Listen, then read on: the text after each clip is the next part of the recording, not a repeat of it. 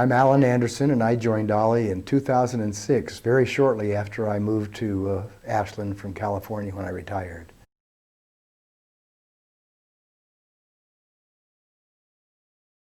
It just seemed awfully interesting to continue lifelong learning, and I heard about it with SOLIR then.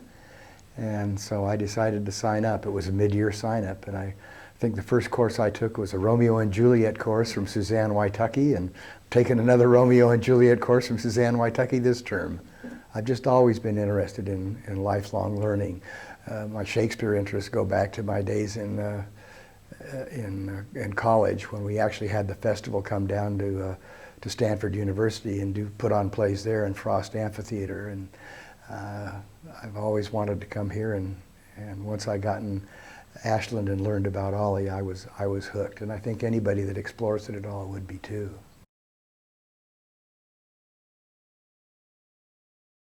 I started out as just a student trying to learn more about any subject I was interested in, and I got on the curriculum committee for several years, and I've taught 2 different courses, one of them 3 times and another one just once, and then I got asked to serve on the board 3 years ago, and I very much enjoyed that.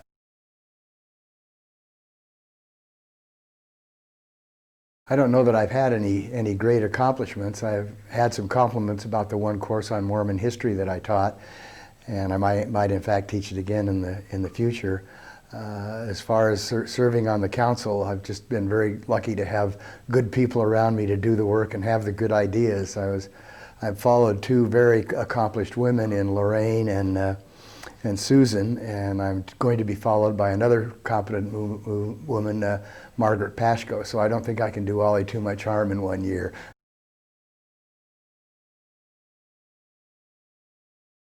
I don't know that I've had any really difficult challenges. The one thing that I'm really hoping to accomplish with the help of good committee members is the fundraising for our refurbishing of the Campbell facility. We're well on the way to have that accomplished, even though we haven't actually gone out to members to seek donations. We're over $100,000 to the good already. The one thing that I've encouraged everybody that's working on the campaign to give first, so that when you go to ask somebody to donate to OLLI, that they know that you've done so, and you can tell them all the things that you've gotten out of OLLI, and so that we want them to donate on the basis of what OLLI does for them and what they get out of it.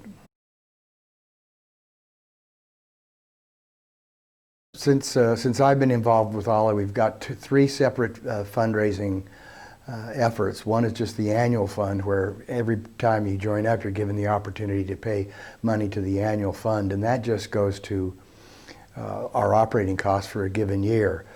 George Rice has for many years been working on developing a legacy fund, where he encourages people to make OLLI a beneficiary of their estate plans. But the big drive now is to raise all of the money, $600,000, that it'll take to completely remodel the Campbell Center, and that's quite a push. We're going for grants, we're going for major donors, and we want all of the leadership to make sure that they contribute, and then we'll go out to the membership as a whole, and we're very hopeful that we can meet the goal. We're getting a lot of help from the SOU Foundation.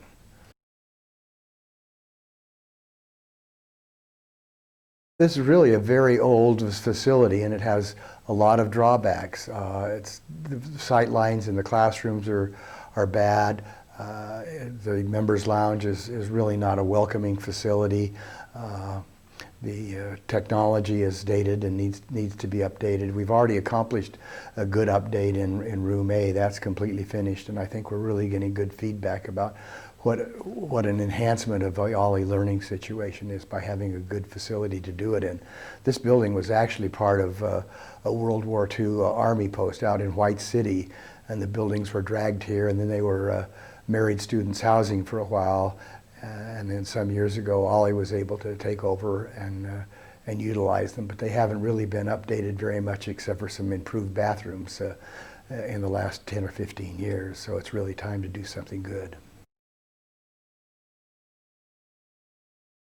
You know, I haven't noticed a whole lot of change other than it's grown. The course offerings seem to be improving because our curriculum committee has been working very hard over the last few years to really develop new teachers, to train teachers so that they feel comfortable in giving their lessons and sharing their knowledge, and in improving the quality of our curriculum, both in the way they're presented and in a number of courses that we have. And I think there's been a vast improvement of that. The other thing that has happened is we've really done a lot to move out into the outlying areas, particularly in Medford, where we offer classes now at the HEC, and we even have a part-time staff person that works out of that HEC office.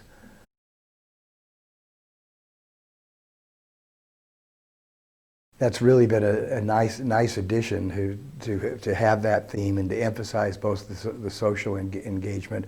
I've always come mainly for the classes. I often find myself sitting in classes just waiting for the break to be over with so I can get on with the learning, rather than having a cup of coffee and talking with my fellow members. And I should get better at socializing than I am, and OLLI does offer me that opportunity, and I appreciate it.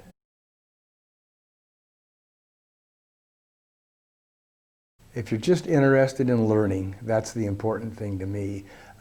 Your old brain grows stale if you don't keep it active. And as we grow older, we really need that. And there's just a lot of interesting things that you've never known about, but you can learn if you come to OLLI and try the wide variety of classes that we have.